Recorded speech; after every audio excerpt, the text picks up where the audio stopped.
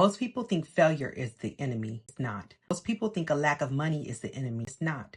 Most people think that a lack of opportunity is the enemy. It's not. In fact, there are people with less money succeeding, people with fewer opportunities succeeding, people with less support succeeding, people with less experience succeeding. So what's the difference? Fear. Fear is one of the most powerful forces shaping human behavior. And the dangerous part is that most people don't even realize how much of their life is being controlled by it. Because fear doesn't always show up looking like fear. Sometimes fear disguises itself as procrastination. Sometimes fear disguises itself as perfectionism. Sometimes fear disguises itself as overthinking. Sometimes fear disguises itself as waiting for the right time. Sometimes fear, it disguises itself as logic. And because it wears disguises, most people never confront it. They just keep living around it. Why fear is one of the greatest enemies to success. Why it quietly destroys dreams, and how many people spend years blaming everything except the thing that actually is holding them back. Let's talk about it. See, the first thing you need to understand is that fear is not evil. Fear exists for a reason. Fear is designed to keep you alive. Thousands of years ago, fear helped human beings survive. Fear kept people away from danger. Fear kept people alert. Fear kept people cautious. The problem is that the system designed to protect your survival often interferes with your growth, because your brain does not automatically distinguish between a life-threatening danger and an uncomfortable opportunity. To your nervous system, starting a business feels risky. Changing careers feels risky. Being visible online feels risky. Speaking up feels risky. Boundaries feel risky, even though none of those things are actually life-threatening. Your brain still treats uncertainty as something to avoid, which means your brain is often trying to keep you safe while your dreams are trying to make you grow. And those two things don't always agree, you see. One of the biggest fears people carry is the fear of failure. Nobody likes failing. Nobody enjoys making mistakes. Nobody enjoys embarrassment. But here's what most people never realize. The people who succeed fail constantly. The difference is that they interpret failure differently. Most people see failure as evidence that they're good enough, evidence that they should quit, or evidence that they aren't capable. But successful people see failure as information. They ask what worked, what didn't, what can I improve, what can I learn?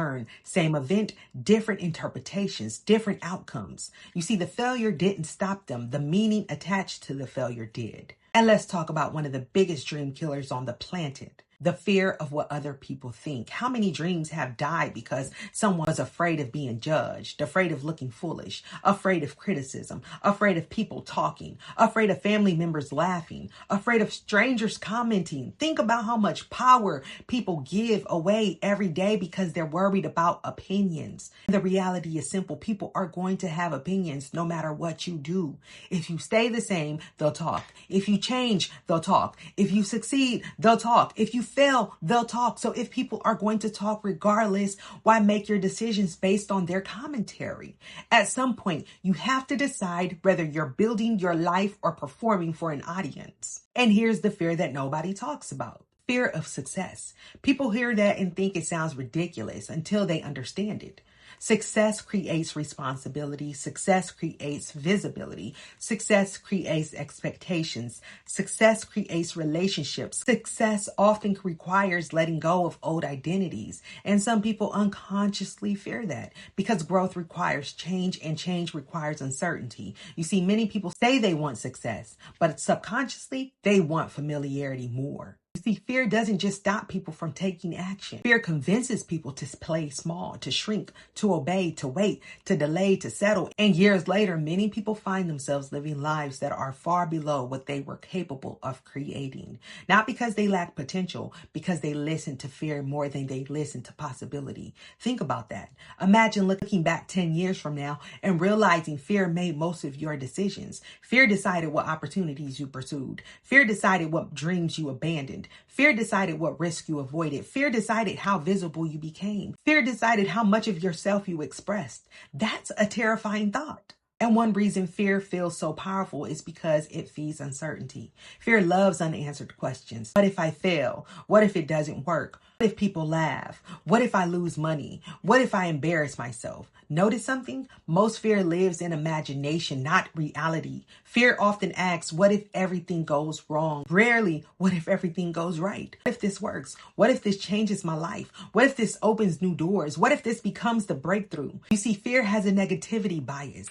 And if you're not careful, you'll start believing every fearful thought is a prediction. It's not.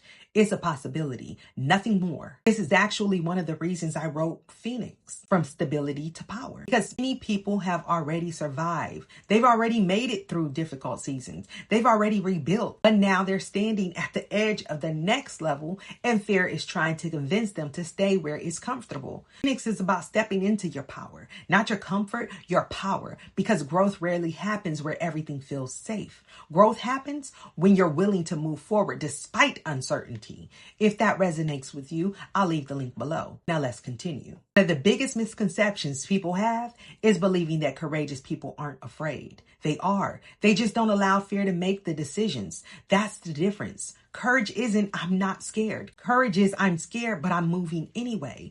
That's how businesses get built. That's how dreams become reality. That's how transformation happens. Not because fear disappeared, because action became stronger than fear. Think about almost every major breakthrough you've ever experienced. It probably required uncertainty, a difficult conversation, a new opportunity, a major decision, a leap of faith. Growth almost always asks you to walk through fear. That's why fear becomes such a powerful enemy, because it stands between where you are and where you're capable of going. Question is, will you obey it? Or will you move anyway? At the end of the day, fear is not the enemy because it exists. Fear is the enemy when it becomes the decision maker, because fear will always find reasons to stay the same. Fear will always find reasons to wait. Fear will always find reasons to settle. But your future doesn't care about your excuses. Your future responds to your actions. And the people who create extraordinary lives are not always the people with the most confidence. They're often the people who stopped waiting for the fear to leave.